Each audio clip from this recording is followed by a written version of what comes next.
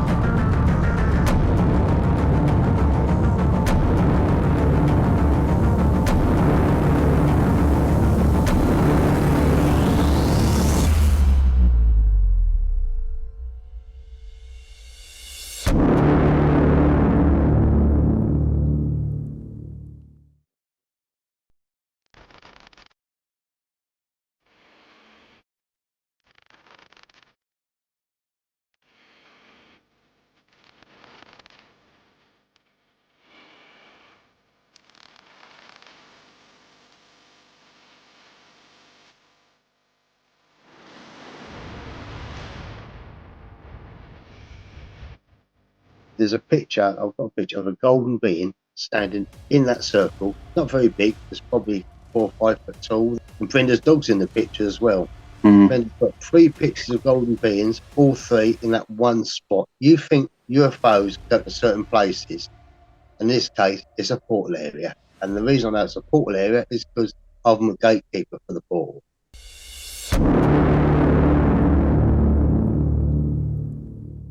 But there's another little thing about this portal, which I'll tell you. There's a group of birds that every year migrate to this little tiny bit of the forest. Now, they fly thousands of miles from Africa to this country, to this little tiny bit of the forest to migrate to it. And it just happens to be the portal area. Nowhere else in the forest, just there. I know. And you've got to kind of ask the question, why is that? I personally think because UFOs are landed there. And when I see the picture of the golden being there, I think that was checking that the area is clear. And with the new trees they put in, the new plants they put in, it's probably cleared the area of radiation. And because the Earth is trying to heal itself, that's why I can do healing there. That's why the birds fly to that spot, because they're safe there. Yeah. Now, when I was at the Awakening conference, you know, you say you meet people out of the blue. Well, after Marie Wheatley done her talk up on stage, I've gone out for a cigarette and bugger me, who comes out? Marie Wheatley. So I'm telling about this spot that I've found in Rendlesham Forest, which she just touched on in her talk. Not Rendlesham Forest, but the fact that there's sacred spots around these areas. Yeah. So I said to her, do birds migrate to any of these spots? That's a funny thing to say. She said, why do you say that? I said, well, there's a place I found in Rendlesham, birds migrate to it. So she thought for a minute and then she said, well, this is funny you should say that, actually, because I think she was in India or somewhere at a temple, and she was dowsing around this temple. And while she was dowsing around it, there's a whole load of big storks or big tall birds from the height of her, all gathered together in one area. And she says to the tour guide, do you think you could just move them birds? I don't know what they gathered around there, just so I could sort of douse that bit of area. And the tour guide says, I shouldn't really tell you this, but that's a sacred spot. That's where the healers would stand. That's where use the word elite would stand. Right? So anyway, she included the bird so she could do the dows, and sure enough, it was a high energy spot. The guy used the term the elite stand, which I don't think she tied two together like healers and elite. Do you understand what I mean? Yes. So I spoke to her and said that what I found was a healing spot, high energy spot. But then obviously she knows far more than what I do, and she tied that and about 10 other things together at the same time. She was on it. Also, a lot of strange things happened to do with this healing. Just another example, things I didn't know. I had a film director get in touch with me. Anyway, he said, I've heard you doing this healing in the forest. I said, yeah. Could you tell me exactly where that is? So I told him this particular area. He said, you need to listen to what Andrew Collins has to say on ancient aliens. Also, funny enough, I'm seeing Andrew Collins next week. Andrew Collins is member of South End UFO group, and Andrew Collins is happened to be giving a talk next week, and me and Penny are going. So sure enough, me and Penny got along.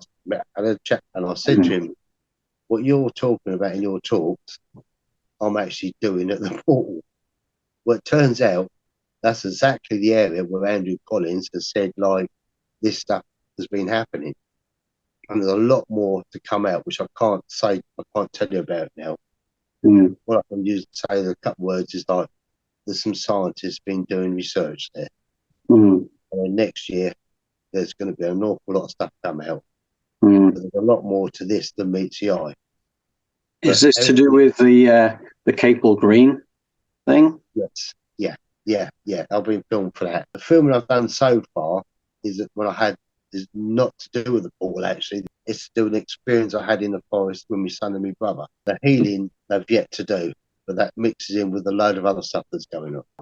Just funny how things fall into place. I mean, he's saying, you need to listen to what Andrew Collins got to say, and I'll say, well, I'm seeing him next week. Honestly, stuff just falls into place for you. It does. I think, all these synchronicities, they're not coincidences, they're synchronicities, right? And I said it before, which is that when you are in line with what you're supposed to be doing, synchronicitous events continue to happen because they're signs for you that you're doing the right thing and that things are being organized for you to follow your path, which is a beautiful thing. But, I've got to say that the number of synchronicities you've had there just tell you, you're a humble person.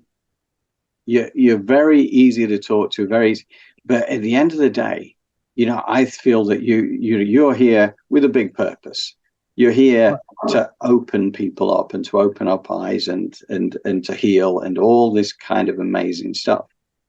I mean, I try. I believe in what I do. I mean, some of the jobs I've taken on, when you've got someone that's close to death and you're trying to help them, the danger is here.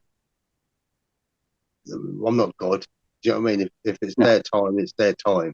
That's right. But if they do die, where does that leave you? Do you understand what I mean? Because you're trying to help them. Yeah, and there's definitely, and this is something that we discussed briefly before we started this recording tonight, but you and I both are big fans of Dolores Cannon and her work, and she did a lot of work on Jesus and the Essenes and walking with Jesus. And one of the things that, he was an amazing healer. I mean, that was just kind of like, he had the what we would consider magical ability. However, he always said that effectively everybody has this ability. It's just that we kind of, we don't realize we have this ability, and we don't access it, and we don't kind of open it up. Now, what was also said about Jesus is that he could heal people. He could make the blind see. He could make the lame walk. However, if they had something which was in their life path that they had put there before they came here to the planet. Because, I mean, let's say for me, right, for John Drew, I have this life path and I'm going to be 65 years old, and then I'm going to get terminal cancer. And at that time, I'm going to go through this and I'm going to die, right? Now, there's nobody can heal me from that. Now, I don't know that I've set that myself out because the veil of forgetfulness has come down when I've come to the planet, and I don't know what script I've got. Now, you could try and heal me, but it's not going to work. And neither would Jesus have been able to heal me, because he understood that if it wasn't, if it was in your life path that you had chosen along with your team, that was your time to go, you were going to go. So, Derek, to your point, you're giving people the opportunity of healing. But if it doesn't work, you can't take personal blame for it, because at the end of the day, much like with Jesus, there are certain people for whom it was their timeline. They'd set it for themselves and it was their time to go. Therefore, you can't personalize it, but you will be able to help a lot of people along the way. And those you can't, then they're going to a better place anyway. That's true, I suppose. I'll just tell you this other little thing as well. 12 years ago, I had a stroke and I nearly died from it. I'm in hospital. first 3 days, didn't know where I was coming or going. Then I got put onto a stroke ward. So I'm in a stroke ward, sitting there. All one side of me is messed up. My jaw was down, my eye was faced inwards. I was a mess. And in the bed opposite, I was watching this fella, and he's talking about, God knows how long to get out of bed and climb into a wheelchair. He's wheeled himself over to my bed. He said, listen, son, he said, you're going to get a sign. And when you get that sign, you fight. He said, if you don't fight, you're going to be like the rest of us in there, stuck. Anyway, later on that day, I want to go for a cigarette. And you're not allowed to smoke in hospitals anyway. Luckily, my ex-wife bought in a little mobility scooter, so next to the bed. So in a wheelchair, in the mobility scooter, in the lift, down the lift, out in the car park, lit a fag up, laughs. And I felt something poke me in the shoulder a couple of times. But there's no one there, but someone kept poking me in the shoulder. His spirit giving me letting me know that they were with me. I didn't know that then on my head. Anyway, gone back inside. I think that's it. That's it. That's the sign. Don't poke me around, because when you have a stroke, you can't feel nothing. Yeah. Right. So anything that touches to get through, you feel it. And there was someone definitely tapping me on the shoulder. There was no one there. Right. I've got him back into bed, and I think, that's it. I've got the sign now. I've just got, didn't know what the next step was. So while I'm in bed there, the cleaners come in, right? Big, tall black fella, at 6'3", 6'4" tall, laughing. He's really happy, this fella. So he's coming laughing and giggling, and he's sweeping that round me, had a little bit of a laugh. I'm trying to talk to him, your mouth's like that, innit? You know what I mean? Trying to talk to him. And he's laughing. I'm laughing. Made me laugh, actually, because he was like honest, you know? So anyway, he's cleaned that round me. And he was, I'll see you tomorrow. So he's buggered off. Then in the morning, he's back in again. Clean the windows around, all around my bed and that. And he's cleaning up around the area, sweeping up and this and that. So I'm getting quite like this fella now, because he was giving me a real boost. Do you understand what I mean? He's laughing at the fact that I'm dribbling. Over the course of a few days, I actually looked forward to the cleaner coming in, because he spoke to me. And he was no bills, no messed about, and he was funny. He kept laughing, and he was so happy. About the 8th, I think it was the 8th, 9th day, I got a chance to come out of hospital. So a couple of weeks later, I've gone back in, got left back to hospital with a load of sweets and biscuits and that for everybody, the nurses, and I asked about the cleaner. I had some stuff for him. Anyway, I said, what cleaners? And I said, the big tall black fella, couldn't miss him. There wasn't one. It was an angel. He was an angel. Can you believe that? And the funny thing, when I thought about it, I thought, of course he was. When he started coming in, and he got to the stage, I was getting embarrassed talking to him, because he's only cleaned that around my bed. He didn't do the rest of the ward. Yeah. And that's because I was talking to him. And I actually remember feeling guilty, because I'm stopping him doing his work. I'm going to get him into trouble, because I was having. And it was an angel. He was an angel. And he stood out because of the size of him. Yes. So like I saw from him, he was a big fellow, and I'm thinking, I cannot believe that.